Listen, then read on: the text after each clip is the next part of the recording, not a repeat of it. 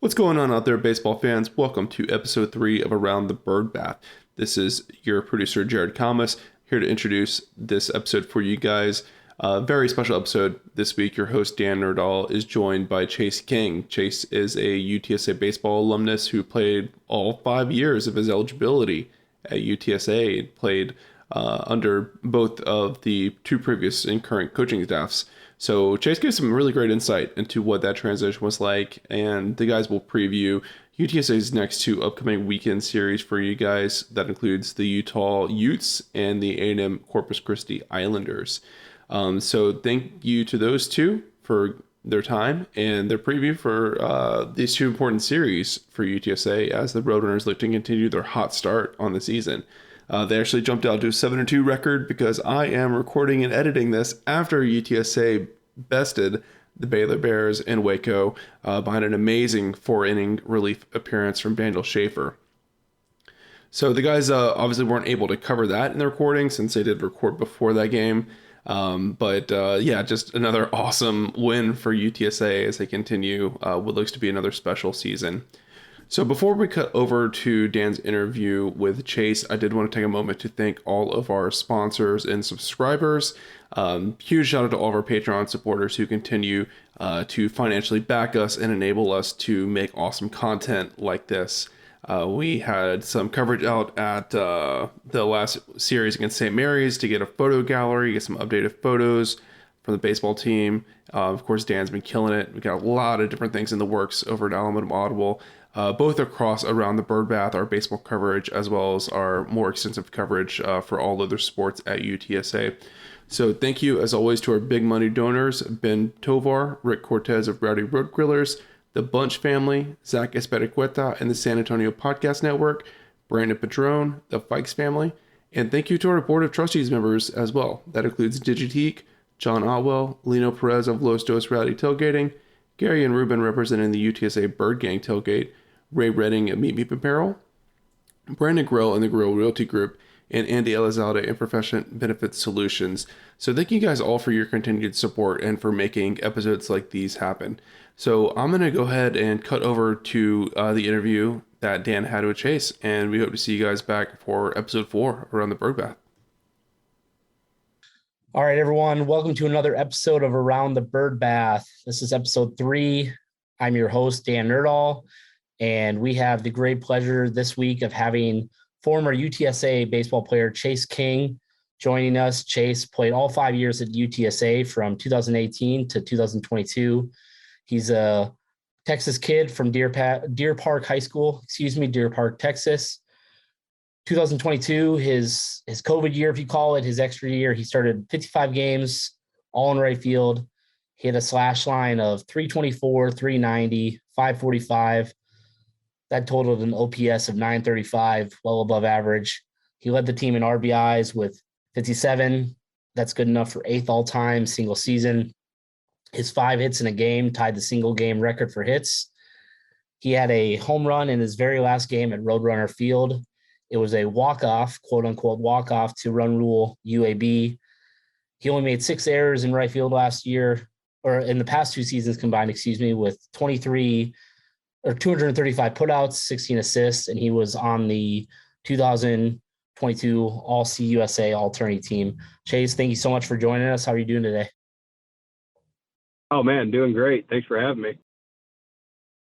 Yeah, it's interesting. I mean, obviously, you graduated last year, and there was kind of the quad 4. It was you, Flores, Ian Bailey, and Jonathan Tapia. And there's been a few different times that Coach Hallmark has spoken very highly of the 4 of you and what you meant to UTSA baseball and how disappointing he was to have your eligibility finish up. But talk a little bit about Coach Hallmark and what he meant to you. He kind of came in when you were already halfway through your time at UTSA. So maybe talk real quick about just what that transition was like, what it was like having Coach Hallmark come in, his philosophy, and how that adjustment went for you.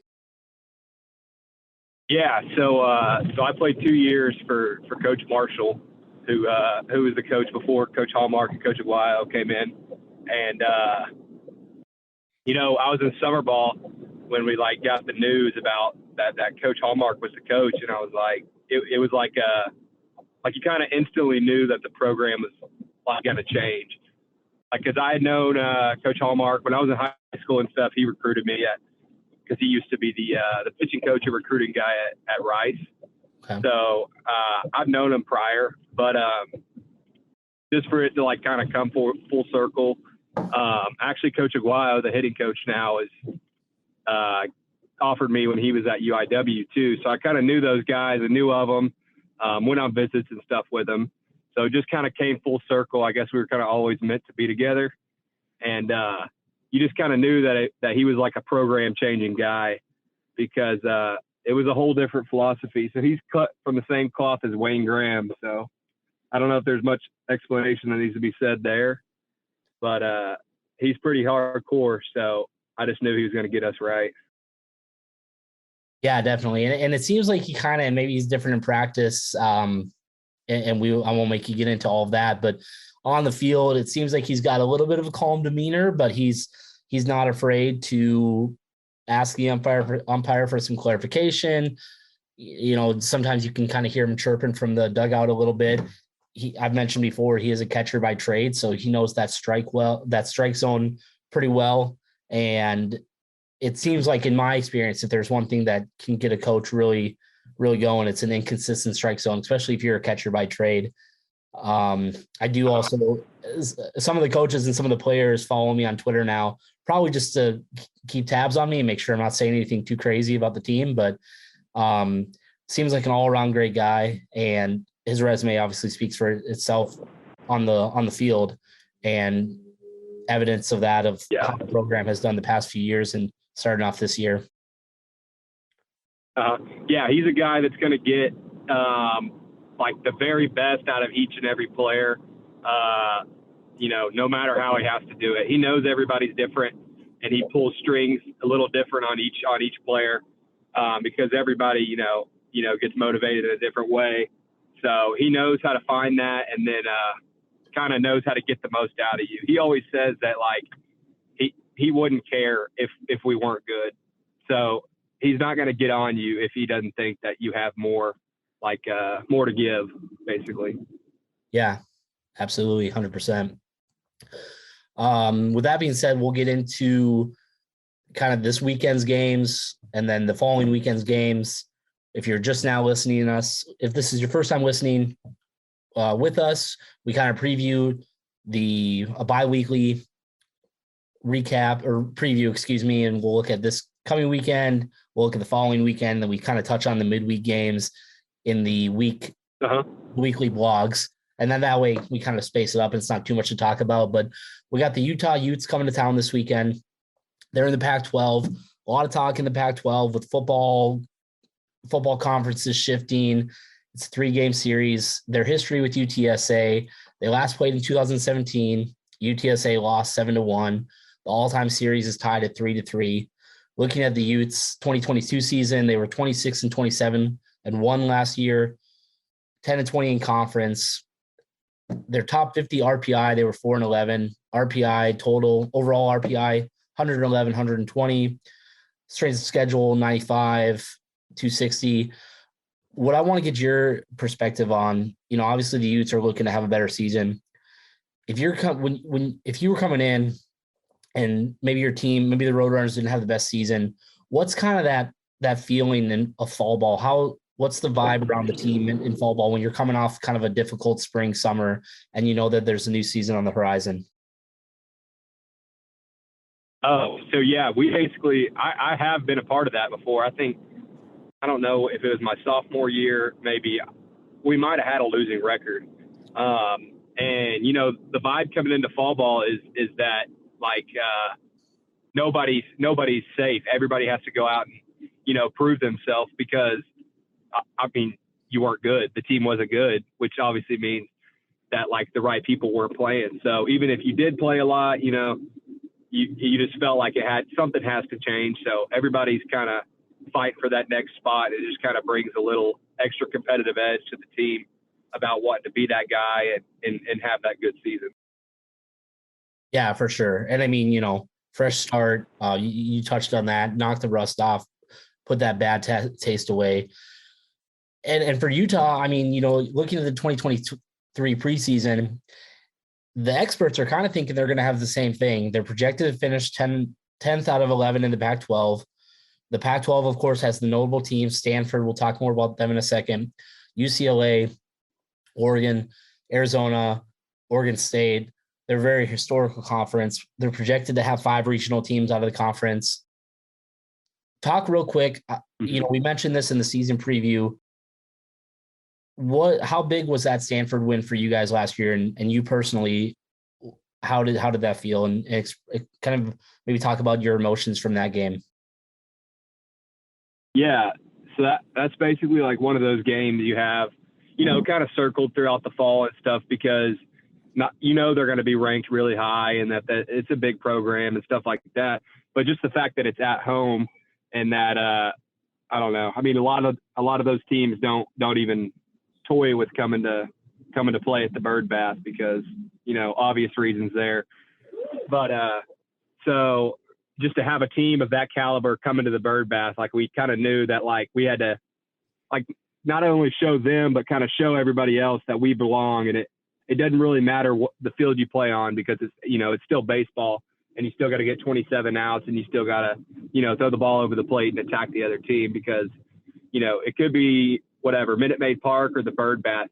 You still got to play baseball on it. So it was just kind of showing them and showing everybody that we belong and that we can compete with teams like that.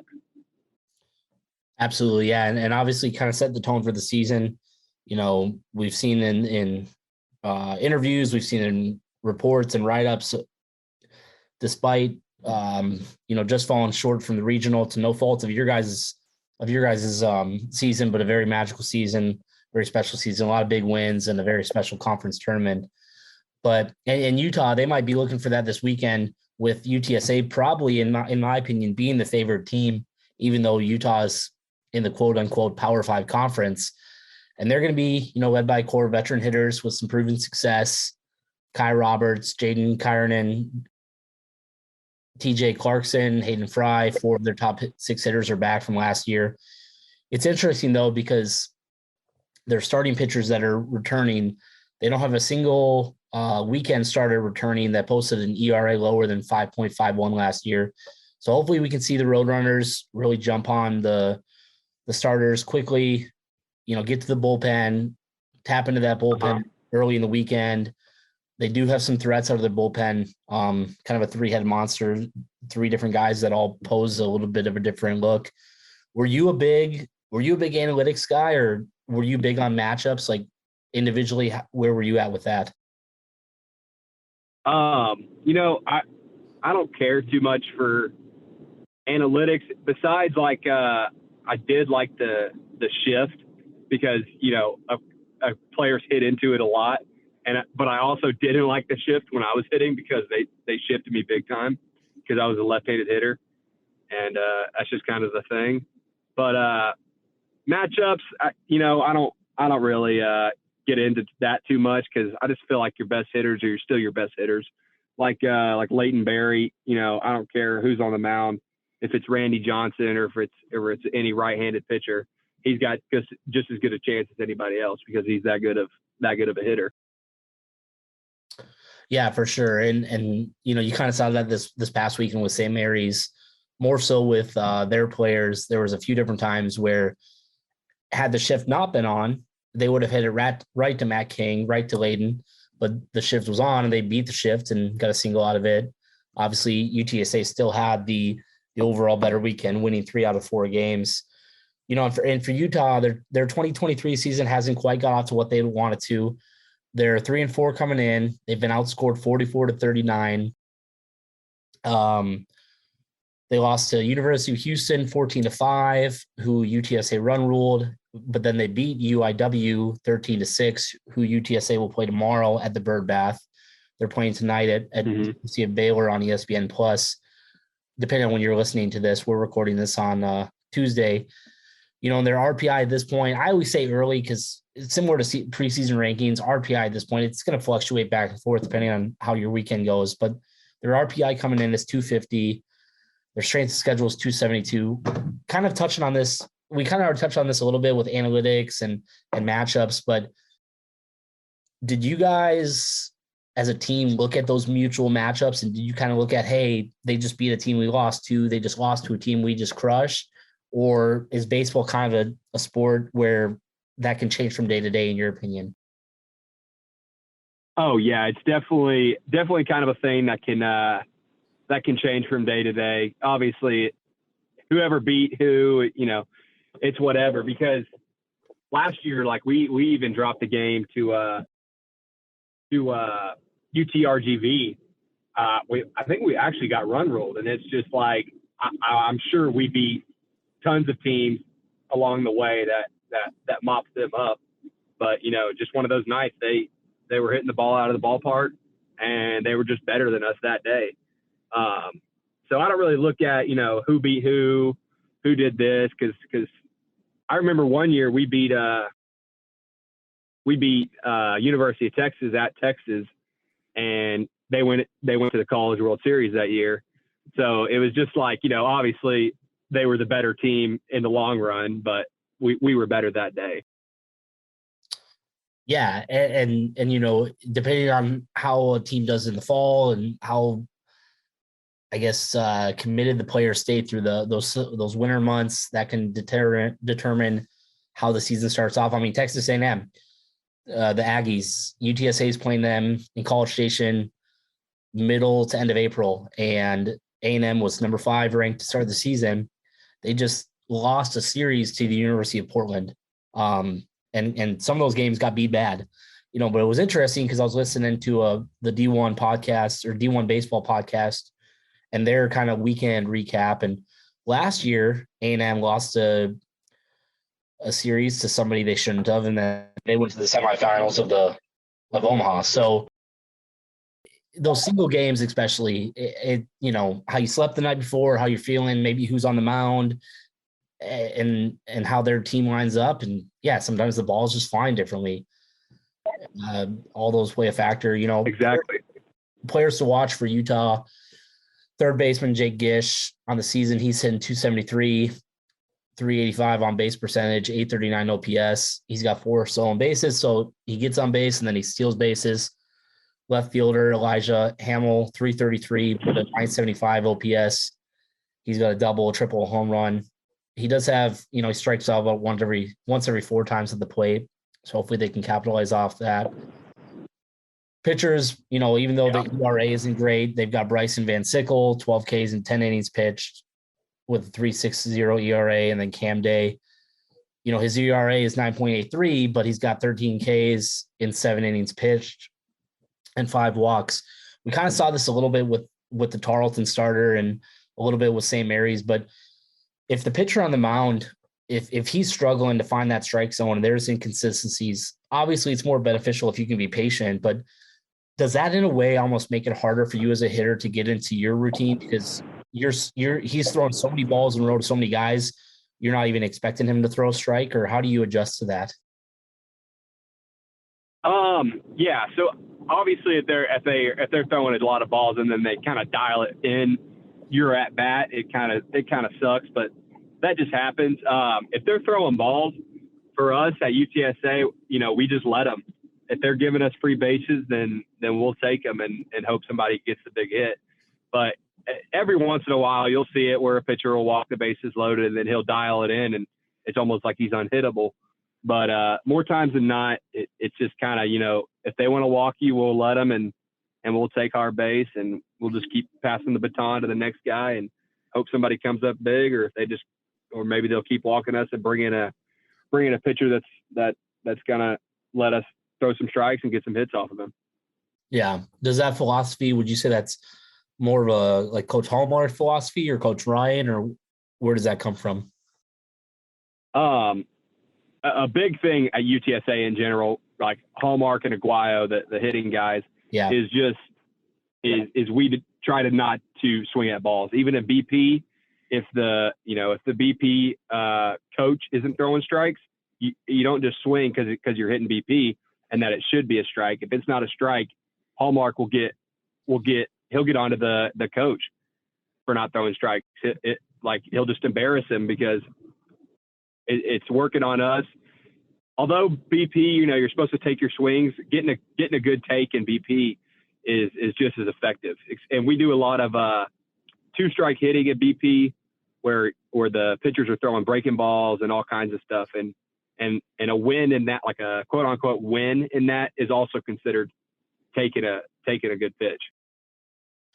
Yeah, and we've already seen that pay off this season. I mean, and this is how you and I kind of got connected, but I tweeted about Layden's walk-off against Tarleton first game of the season, and I think he saw probably 5 or 6 foul pitches on that, and just being able to stay alive. And obviously that continues to happen, that the hitter is going to be favored in that situation more often than not because the pitcher just wants to get something across the plate. He just wants to try to get something past you, and if you're patient enough, it's going to pay off.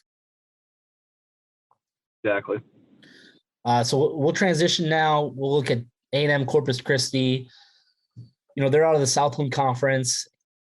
UTSA spent a lot of time in the Southland Conference, a few conference championships, a few times finishing first in the conference. UTSA is 27-14 all time against them. They're on a 3-game win streak. A lot of people probably know this, maybe not everyone. Luke Malone played for them in 2019.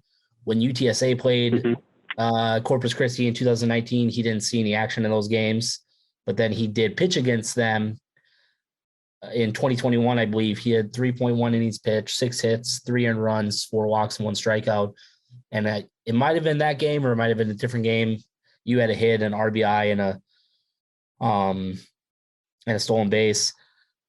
I know you spent all of your time at UTSA, but you've been playing the game for a long time. Is it any different, or how is it different? You're playing maybe your former team, or you're playing against buddies from high school, guys you played summer ball with. Is that any different, or are you just out on the field playing ball? Oh yeah, it is a little different. I would imagine playing your former school. There's a lot of nerves there because obviously you went somewhere else because they didn't want you, so there's kind of an extra little competitive edge there that you just want to. Sometimes baseball, less is more. So if you go out there trying super hard, I know Malone that game just wanted to get it done so bad that sometimes if you try too hard, it's almost detrimental to you, especially hitting. If you get in a slump and you start pressing for hits, it's gonna snowball, and it's gonna feel like you never get a hit. But if you just relax, and just think of it as another game, even though those are your friends over there and they may have faced you in an inter squad or two a few times, and they kind of know what you're throwing, but you just got to believe that your best is better than their best, basically. Yeah, for sure. And obviously, anyone who's looked, Luke turned a big corner last year for UTSA, had a great season. He's off to a great start this season. He's gone, I think, 14 innings, just giving up 1 run, and a lot of strikeouts, a lot of swing and misses. He's off to a great start. And so I think this time around, he's a much different person. Obviously, it's 2 years later, and he's a much different player than the last time he faced them. So it'll be exciting to see how he does in 2 weeks, or 2.5 weeks, whatever it is. But real quick, just breaking down the 2022 season for the Islanders, excuse me. They were 27-28, 10-14 in the Southland Conference. They went 1-2 in the conference tournament. RPI 185, non-conference RPI 181. Preseason, kind of same as Utah, projected to finish lower, 7th out of 9 teams in the Southland Conference. They share a conference with Houston Christian, formerly Houston Baptist, and UIW, who UTSA plays. They play them tomorrow at the Bird Bath, and then in a few months, I believe, they play them over at Incarnate Word, and then McNeese University is projected to be the conference champs. A lot of upside, led by center field Brendan Ryan. Also be on the lookout for Trey Jones. A lot of potential on the mound. They haven't really acted on that yet. At this point in the season, we'll talk about that. but they've got some guys looking to break out and added some pitching and everything. How would you stay fresh? So, I mean, you have spring ball, maybe you play summer ball, maybe you get an internship, then obviously fall ball comes around. You're kind of working against your own guys, and then you have a few months before the spring season starts again. How would you kind of stay fresh, or how would the team stay fresh between fall ball and spring season? So fall ball, you play. Fall ball is kind of a season in its own, but you play about every day, and you're playing each other, and it just gets kind of monotonous towards the end because you're hitting off the same guys you've hit off all fall. You're playing with the same guys you played with, and it's just kind of like you're tired of beating up on each other. So that Christmas break kind of gives you a nice little chance to reset, and if there's anything that you need to work on from the fall, that gives you a good chance to get in the cage and figure out what you need to figure out, because obviously it's kind of hard to figure out something and work on something if you're playing in a game every day, because the game is just go play, don't worry about what we're trying to work on. But that Christmas break gives you a little buffer to kind of work on your craft and iron out anything that needs to be ironed out coming back to the spring. And then the spring preseason, you're playing your own guys, but then it's just kind of a dogfight for spots, and you're really locked in, and you should be good to go come whatever, February 18th, I guess it is. Yeah. 17th, 18th, like that middle of February, that weekend, opening weekend. And for me, I mean, I grew up in Minnesota. I mean, I didn't play baseball past 7th grade. I've joked before that once the pitchers started hitting puberty and throwing fast, I couldn't keep up with it anymore. So I was never dealing with like traveling ball or anything like that. But I mean, in Minnesota, like it's totally common to still have snow in March and even into early April if it's a bad season, kind of like reverse for Texas. So right. The idea that you can, I mean, I remember I had a friend come visit me one time when we went wakeboarding in February, and he was like, that's cool. I just went wakeboarding in February. The lakes aren't frozen. And so, obviously not as cold, but still, like you mentioned, want to get on the field, want to play meaningful games and not face your buddies and stuff. Exactly. And the kind of a funny story about that is a couple of years ago, we were actually supposed to open the season up with Utah. I think it was 2 years ago or 3 years ago. So obviously they come down here because it's snowing everywhere up there in Utah. And it was that weekend we had that huge freeze in San Antonio. So all 3 games ended up getting canceled that year when they tried to come down to Texas, to play this warm weather sport in good weather. And we had like the snow of all snows in Texas. Yeah. And it was funny. I mean, I missed the whole thing. I went up to DC for a work trip and got stuck up there. And by the time I came back, it didn't even look like anything had happened. And my wife was like, "You're the one that's from Minnesota." Like, I'm like, "Yeah, I lived it. I don't need to see it again, especially in a state where it doesn't belong." And that was last year too, against Seattle, right? Like Seattle came down hoping for some nicer weather, and I think it rained like all weekend, right? Yeah, it was pretty cold. We were actually wearing beanies and stuff in the field. Yeah, they brought their Seattle weather with them. So, yeah.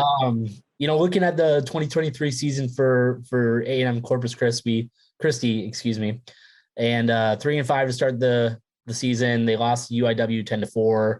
They beat Houston 12-2. Kind of exactly what we were talking about. Just sometimes the game goes different. Sometimes a team that loses plays totally different the next day.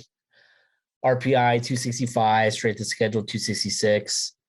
Center field, Brendan Ryan, already mentioned him once, but he's hitting 393 on the season. He's got a 1.130 OPS, big power hitter, and then he's also got 6 stolen bases on 7 attempts. So kind of like that, newcomer Antonio Valdez, kind of that combination of speed and power, and just Antonio Valdez is having a great start to the season.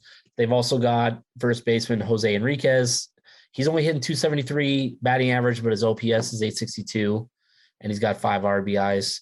Pitchers, similar to Utah. They've got 3 pitchers that have started 7 games for them. The average ERA of those 3 pitchers is 7.77. 26 walks, 26 strikeouts, 14 walks, 22 runs, 21 of those are earned. But they do have Marco Gutierrez out of the bullpen, 6.1 innings pitched in 4 appearances with a 0 ERA. So that's kind of it for the weekend previews. Went through it a little more quicker so we could, obviously talk to you, Chase, and get your opinion. Anything you want to add on those teams, or just maybe how you guys would get ready weekend matchups? Kind of going off, I guess, Baylor and UIW. Baylor, I know there's going to be a little.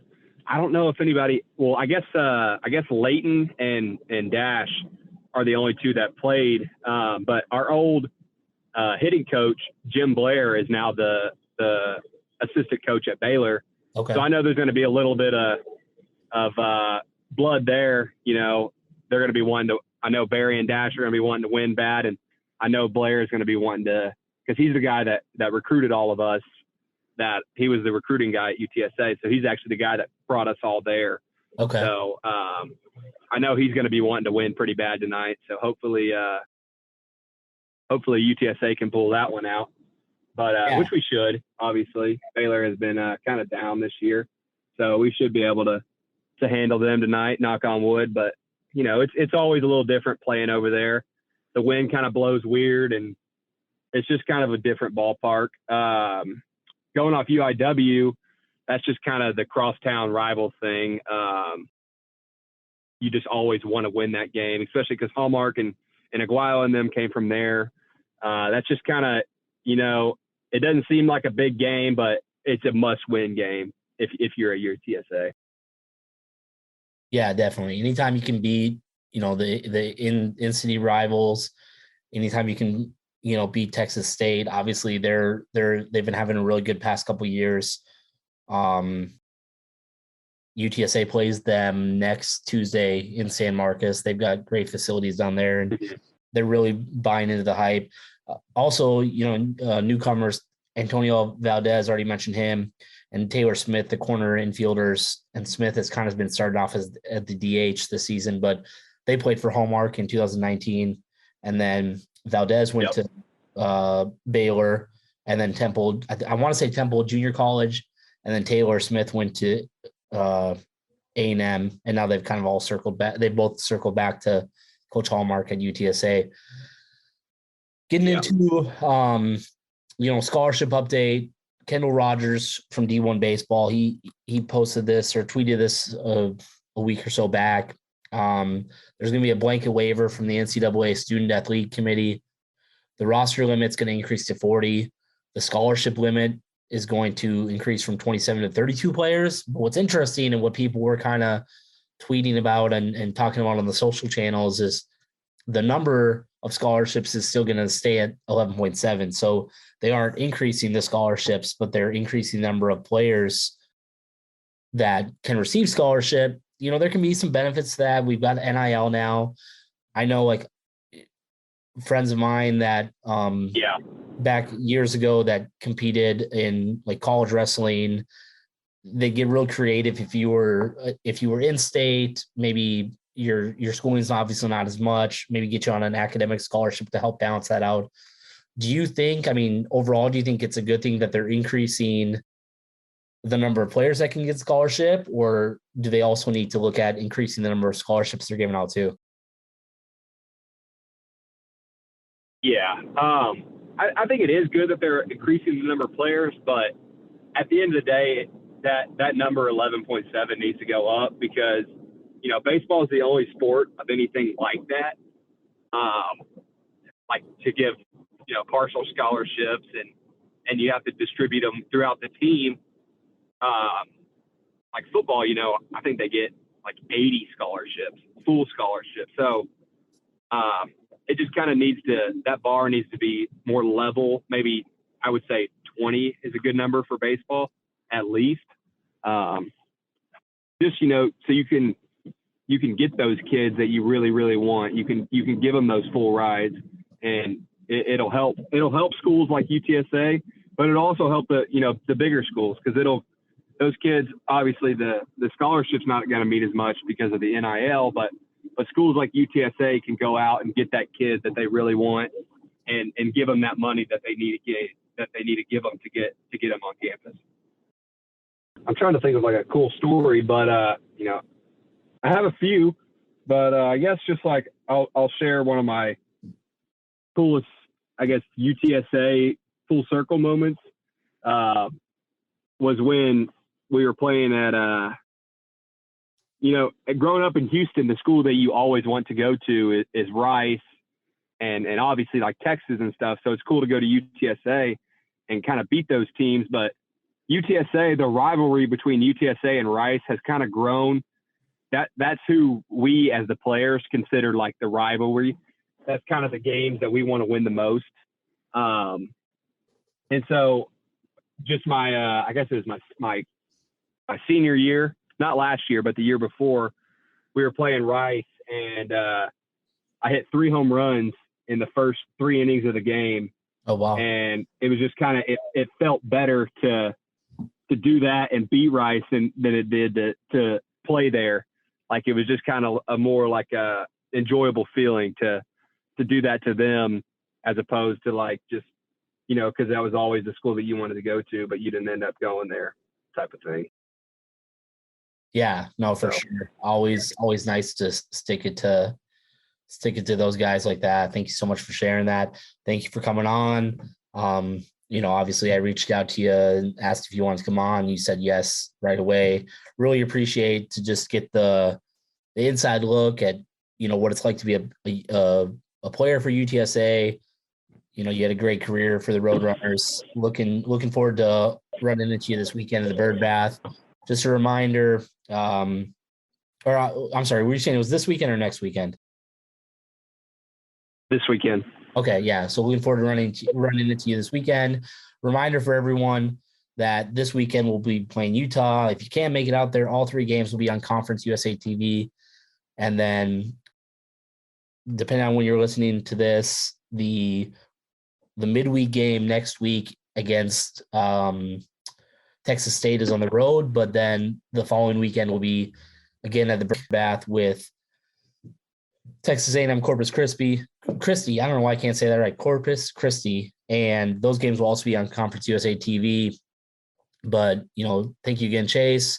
Thank you for coming on around the Bird Bath. And you've been listening to Around the Bird Bath, episode 3. Hope you enjoyed it, and see you at the Bird Bath. Y'all have a good one.